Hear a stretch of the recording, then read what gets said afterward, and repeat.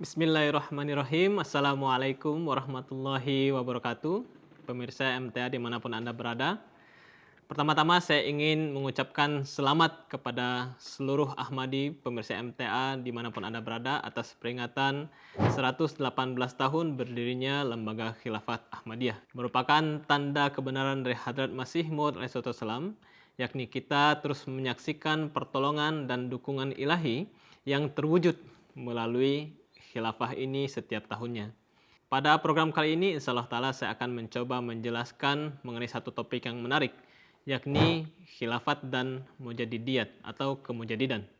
Saya akan membagi penjelasan ini menjadi 5 segmen. Yang pertama adalah khilafat, yang kedua mujadidiyat, yang ketiga adalah status Hadrat Masih Maud alaihissalam, yang keempat mujadid di dalam khilafat, dan yang kelima adalah peran khilafat di dunia.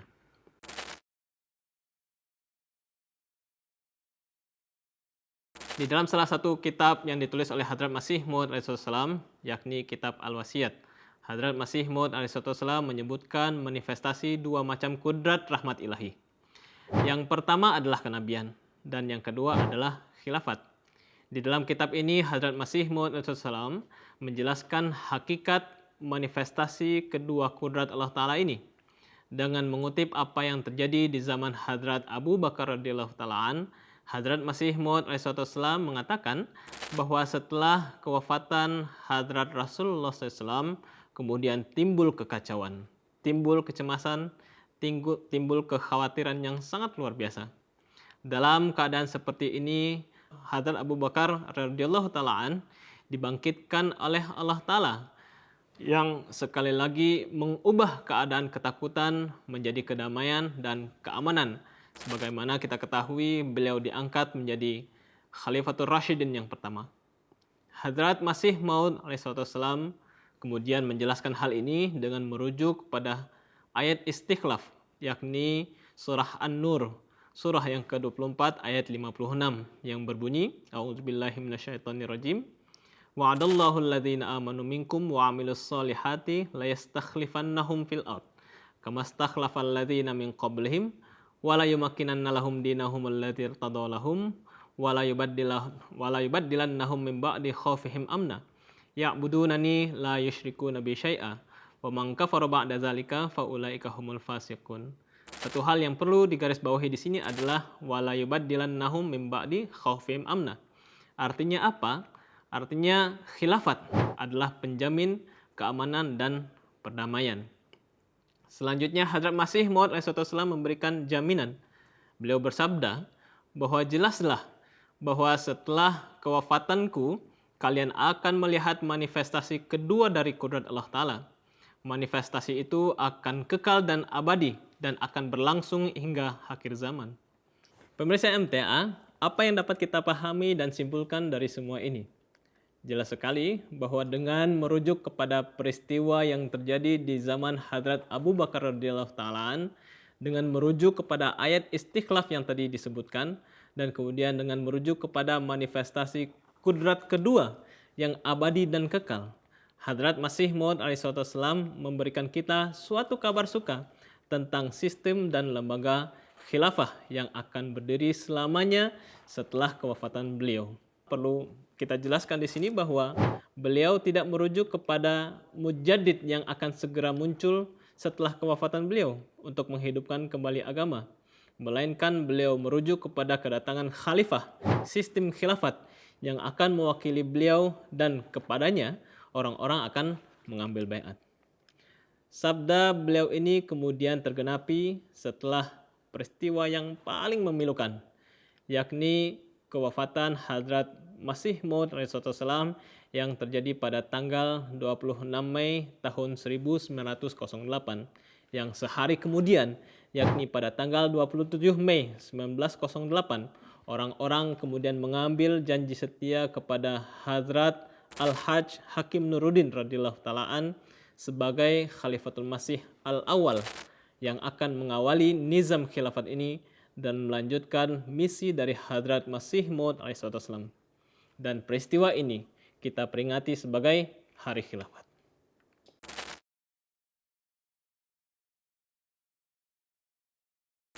Tadi disampaikan bahwa Hadrat Masih Maud tidak merujuk kepada kehadiran Mujaddid setelah kewafatan beliau.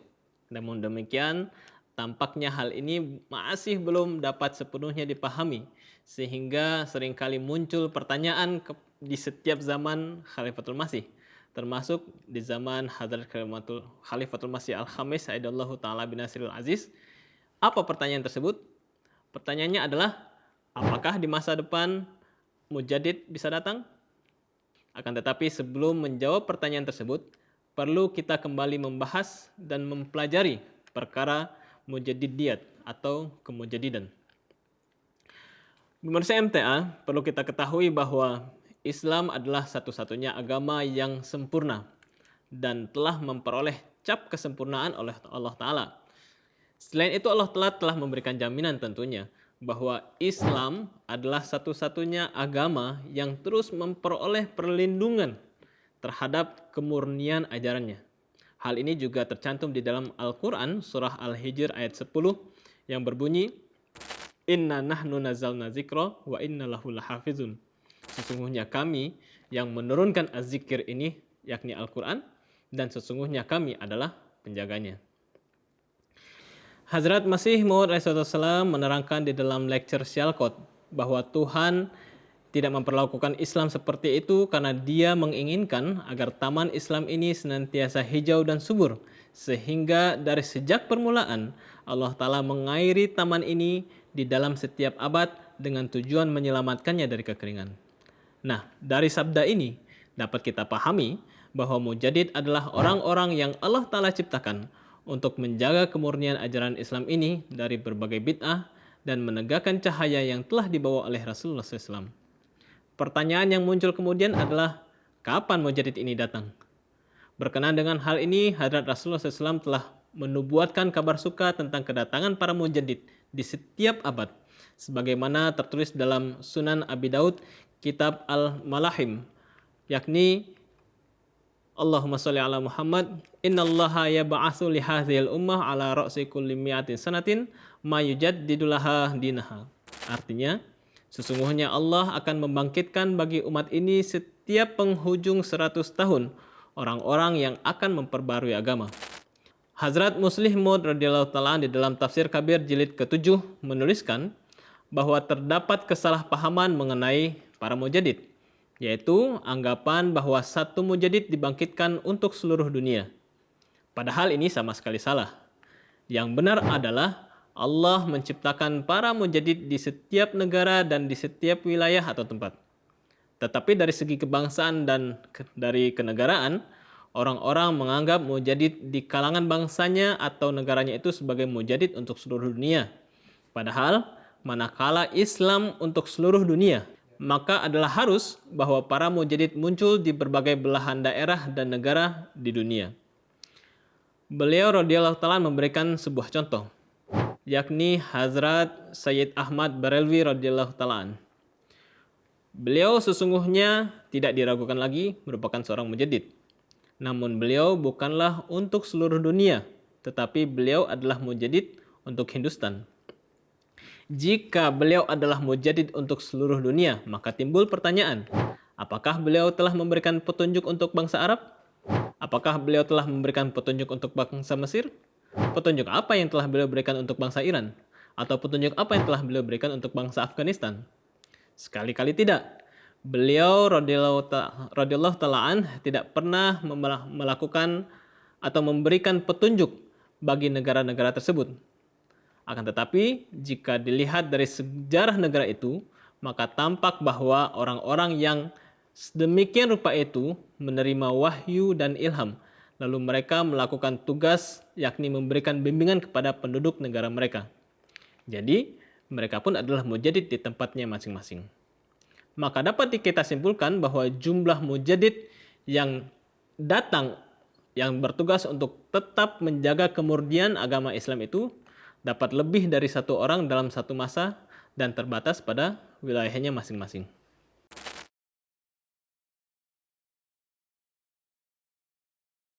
Pertanyaan selanjutnya yang muncul adalah, bagaimana dengan status Hadrat Masih Maud alaihissalam?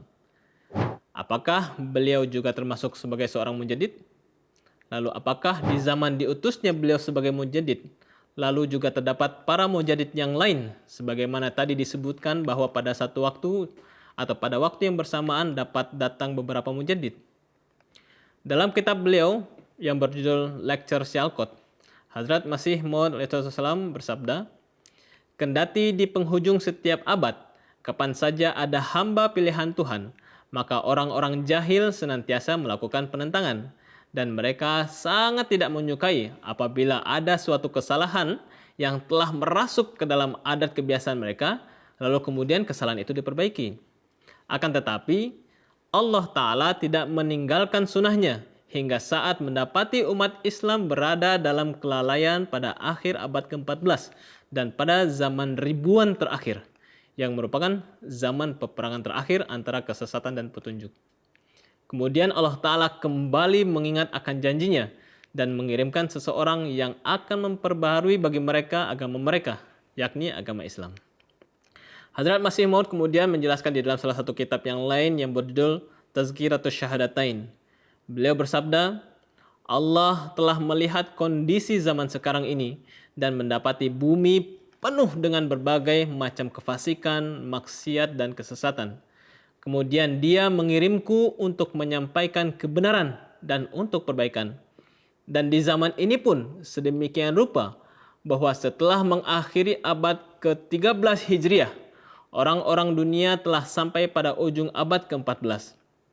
Karena menaati perintah Allah Ta'ala tersebut, barulah aku, yakni Hadrat Masih Maud, mulai menyeru di kalangan orang-orang umum dengan perantaraan selebaran dan perantaraan pidato bahwa akulah mujaddid yang datang di ujung abad ini untuk memperbarui agama, supaya iman yang telah terbang dari bumi kembali aku tegakkan."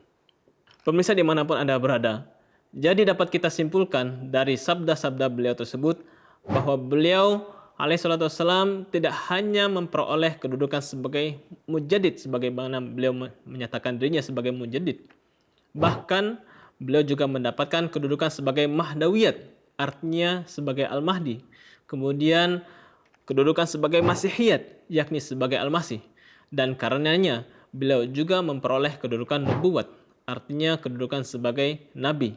Sebagaimana di dalam satu hadis kita dapat kutip bahwa فَإِذَا رَأَيْتُمُهُ فَبَيِّعُهُ وَلَوْ حَبٌّ عَلَى سَلْجٍ فَإِنَّهُ خَلِفَةُllَّهُ الْمَهْدِي, bahwa Al-Mahdi itu adalah seorang khalifatullah atau disebut juga sebagai seorang nabi.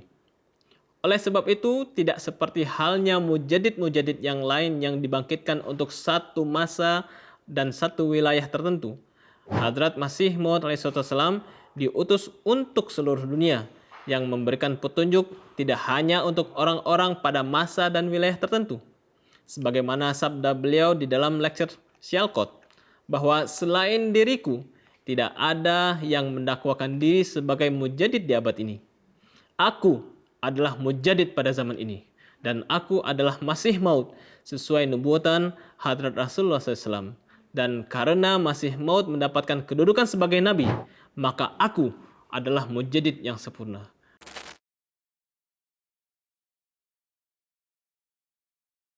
Setelah mengetahui status dari Hadrat Masih Maud alaihissalam, sekarang kita kembali kepada pertanyaan yang pertama tadi, bahwa setelah 100 tahun masa kemujadidan Hadrat Masih Maud alaihissalam, apakah kemudian akan muncul kembali seorang atau beberapa orang mujaddid di zaman ini? Hadrat Masih Maud alaihissalam menulis di dalam buku Lecture Syalkot bahwa imam yang dikatakan sebagai Masih Maud, ia juga adalah mujaddid abad ini dan juga mujaddid ribuan terakhir juga. Menarik untuk kita bahas sedikit di sini bahwa apa maksud dari ribuan terakhir. Hadrat Masih Maud alaihissalam menjelaskan bahwa Allah Ta'ala menetapkan usia atau umur dunia ini mulai dari Nabi Adam alaihissalam sampai akhir penghabisannya hanya 7.000 tahun. Dan sudah ditetapkan bahwa hidayah dan kesesatan silih berganti muncul dalam masa setiap 1.000 tahun. Pendek kata, kemudian datanglah ribuan tahun yang kelima, yakni masa 1.000 tahun berjayanya hidayah. Dalam masa milenium yang kelima ini, Hadrat Rasulullah SAW diutus ke dunia dan Allah Ta'ala menegakkan kembali tauhid dengan perantaraan beliau Sallallahu Alaihi Wasallam. Periode seribuan tahun yang keenam kemudian dimulai sejak 300 tahun sesudah hijrah Hadrat Rasulullah SAW dan berakhir sampai permulaan abad ke-14. Orang-orang yang hidup di masa ribuan yang keenam ini dinamakan sebagai Faiz A'waj atau gerombolan yang sesat oleh Rasulullah SAW. Dan di masa kegelapan 1000 tahun ini lahir pula para mujaddid di setiap abad. Masa ribuan tahun yang ketujuh, yakni zaman yang sekarang kita alami ini, adalah zaman untuk memenangkan hidayah. Inilah masa ribuan tahun yang terakhir. Oleh karena itu sudah semestinya imam akhir zaman lahir dalam permulaan ribuan tahun ini. Namun demikian, sesudah imam ini, tidak ada lagi imam dan al-masih lain selain hanya menjadi zillinya atau menjadi bayangannya.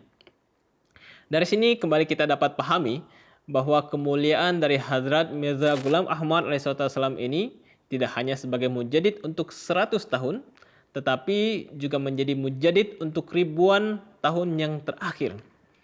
Berkaitan dengan hal ini, Hadrat Khalifatul Masih Al-Khamis Sayyidallahu Ta'ala bin Nasirul Aziz di dalam khutbah beliau tanggal 10 Juni 2011 menjelaskan bahwa sesuai petunjuk Hadrat Rasulullah SAW, mujaddid dapat datang di abad ini, sedang datang, dan di masa depan juga bisa datang. Namun, mereka yang datang sebagai bayangan atau zilli dari beliau alaihissalam. Khilafat ala minhajin nubuwah, sebagaimana yang tercantum di dalam Musnad Ahmad bin Hanbal, akan berdiri. Maka inilah yang pada hakikatnya akan mengerjakan tugas pembaharuan agama, yakni tajdid din. Sebagaimana di dalam kitab Al-Wasiyat, karya dari Hadrat Masih Maud alaihissalam, beliau bersabda, "Aku ada sebagai kudrat dari Tuhan. Aku adalah kudrat Tuhan yang berjasad.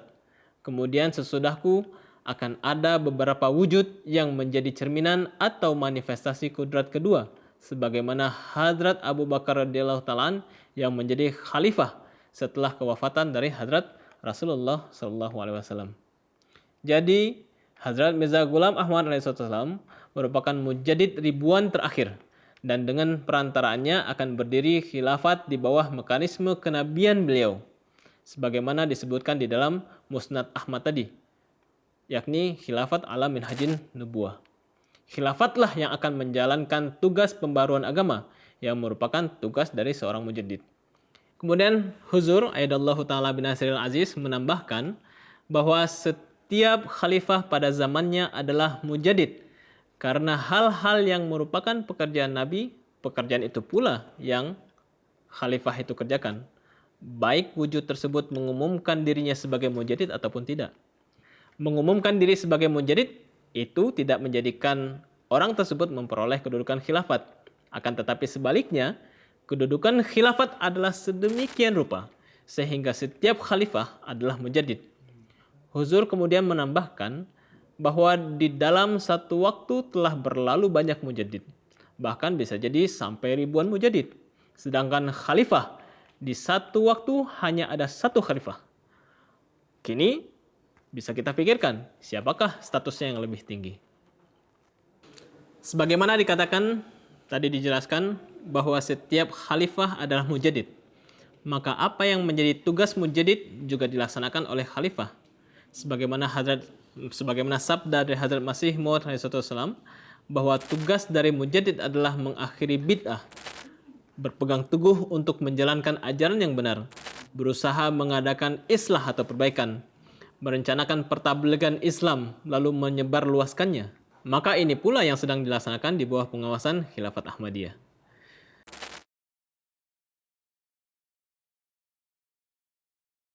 Sebagai bagian terakhir dari pembahasan ini, saya akan sampaikan beberapa peran khalifah dari masa ke masa selain dari berbagai pidato, tulisan, dan khutbah yang menggugah keimanan yang para khalifah ini telah sampaikan.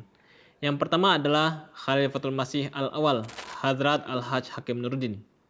Sebagai Khalifatul Masih yang pertama, beliau memiliki peran yang sangat luar biasa pentingnya Beliau berperan sebagai jembatan yang sangat penting dalam mengokohkan jemaat segera setelah kewafatan dari Hadrat Masih Maud alaihissalam. Yang kedua adalah Hadrat Khalifatul Masih Asani radhiyallahu ta'ala Hadrat Mirza Bashiruddin Mahmud Ahmad. Banyak peran yang telah beliau lakukan ketika Arya Samaj melancarkan gerakan Sudi pada tahun 1920-an untuk menghindukan kaum muslim. Beliau memulai respons yang terorganisir dan strategis. Beliau mengirim gelombang mubalik ke Agra yang berhasil menanggulangi gerakan tersebut dan menjaga keimanan mereka yang menjadi sasaran. Kemudian peran beliau yang lainnya adalah infrastruktur pertabligan global. Beliau mengawasi pendirian misi-misi Ahmadiyah di seluruh dunia. Jasa beliau mencakup kontribusi literatur yang mendalam seperti Tafsir Kabir dan Anwarul Ulum, serta pengabdian seumur hidup untuk memastikan pesan Al-Quran mencapai setiap benua terlepas dari penentangan berbagai kekuatan dunia. Sebagaimana kita ketahui, beliau memperoleh karunia untuk duduk di atas kursi khilafat ini selama 51 tahun sejak beliau berusia 25 tahun. Yang ketiga adalah Hadrat Khalifatul Masih As-Salis rahmatullah alaih, yakni Hadrat Mirza Nasir Ahmad. Beberapa peran yang telah beliau lakukan adalah yang pertama, skema Nusrat Jihan. Inilah mungkin jasa kemanusiaan beliau yang paling monumental. Menyadari bahwa sekolah dan rumah sakit Kristen di Afrika sering menolak melayani mereka yang bukan Kristen. Beliau kemudian mendirikan skema ini untuk membangun ratusan sekolah dan klinik. Kemudian peran beliau yang lainnya adalah Love for All, Hatred for None. Beliau secara resmi memperkenalkan moto ini, yang sejak saat itu menjadi ciri khas jemaat di seluruh dunia. Moto ini mempromosikan perdamaian dan saling menghormati sebagai dasar hubungan antar agama. Peran beliau lainnya adalah kebangkitan kembali di Spanyol. Beliau memandang pemulihan Islam di Spanyol sebagai tonggak spiritual dan secara aktif berupaya menghidupkan kembali suara azan di tanah bersejarah Cordoba. Yang keempat adalah Khalifatul Masih Ar-Rabi rahmatullah alaih Hadrat Mirza Tahir Ahmad. Beberapa di antara peran yang telah beliau lakukan adalah yang pertama, beliau meluncurkan Muslim Television Ahmadiyah atau MTA yang mengubah cara jemaat menyebarkan pesannya. Jasa ini memenuhi nubuatan dari Hadrat Masih Maud alaihissalam bahwa pesan dari Hadrat Masih Maud akan mencapai pelosok-pelosok dunia melalui penggunaan teknologi satelit untuk menyiarkan konten rohani ke seluruh penjuru dunia secara serentak. Peran selanjutnya adalah skema Wakafino. Beliau meresmikan skema ini yang mengajak para orang tua untuk mewakafkan anak-anak mereka untuk mengkhidmati agama sejak mereka lahir. Hal ini menciptakan jalur terstruktur bagi lahirnya para mubalik dan ulama di masa depan, sehingga menjamin kesinambungan pekerjaan jemaat untuk generasi mendatang. Peran selanjutnya adalah pembelaan intelektual. Beliau menulis satu kitab yang sangat luar biasa yang berjudul Revelation, Rationality, Knowledge, and Truth. Sebuah karya penting yang menjembatani antara wahyu ilahi dan pemikiran rasional atau ilmiah, serta memberikan landasan intelektual modern bagi agama. Beliau juga mendirikan lembaga kemanusiaan, Humanity First. Pada masa itu banyak terjadi konflik, kelaparan, dan bencana alam di berbagai negara, misalnya di negara-negara Afrika dan Balkan. Yang kelima adalah Hadrat Khalifatul Masih Al-Khamis Aidallahu Ta'ala bin Nasiril Aziz, Hadrat Mirza Masrur Ahmad. Dari sekian banyak kontribusi yang telah beliau sampaikan atau berikan kepada dunia, satu hal kontribusi yang perlu kita bahas di sini adalah kontribusi beliau bagi perdamaian. Saya ingin menyoroti bagaimana peran beliau untuk menciptakan perdamaian dan perdamaian yang beliau sudah gaungkan sejak 23 tahun yang lalu, sejak beliau duduk sebagai Khalifah Ahmadiyah. Sebagaimana dikutip dari ahmadiyah.id, sejak tahun 2003, beliau telah memperingatkan para pemimpin dan media tentang bahaya perang global. Dulu pesan ini sering ditanggapi skeptis, namun hari ini tidak ada yang berani menyangkalnya. Kemudian dalam kunjungan beliau ke Tokyo pada tahun 2015, beliau menegaskan bahwa efek perang di era kampung global ini tidak akan terlokalisasi. Penggunaan senjata pemusnah massal modern akan membawa efek kehancuran berkali-kali lipat bagi banyak generasi mendatang. Berbagai pidato bersejarah di Parlemen Barat juga satu hal yang menarik.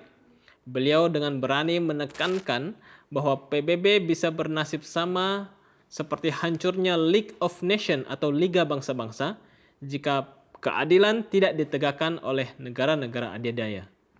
Selanjutnya, beliau juga mengambil langkah aktif untuk mengirimkan serangkaian surat langsung kepada para pemimpin dunia. Pesan utama yang beliau sampaikan sangat jelas, yakni tarik mundur eskalasi konflik, tinggalkan arogansi, dan jadikan diplomasi sebagai satu-satunya jalan keluar. Melalui Simposium Perdamaian Nasional, beliau membangun dialog lintas agama. Salah satunya adalah penghargaan perdamaian kepada Setsuko Turlo. Beliau adalah seorang penyintas bom Hiroshima atas upayanya mengampanyekan pelucutan senjata nuklir. Dari setiap khutbah Jumat, surat, dan pidato yang Huzur Hadrat Khaiful Masih Al-Khamis sampaikan, di dalam berbagai kesempatan, pesan beliau sangat kuat dan jelas, yakni jika negara-negara kuat terus mengorbankan hak negara-negara yang lemah demi kepentingan nasional mereka sendiri, maka perang yang menghancurkan seluruh umat manusia adalah konsekuensi logisnya. Pemirsa dimanapun Anda berada, demikianlah pembahasan kita mengenai khilafat dan mujadidiyat. Semoga pembahasan ini dapat memberikan wawasan baru bagi kita semua. Amin. Amin ya rabbal alamin. Wabillahi taufiq wal hidayah.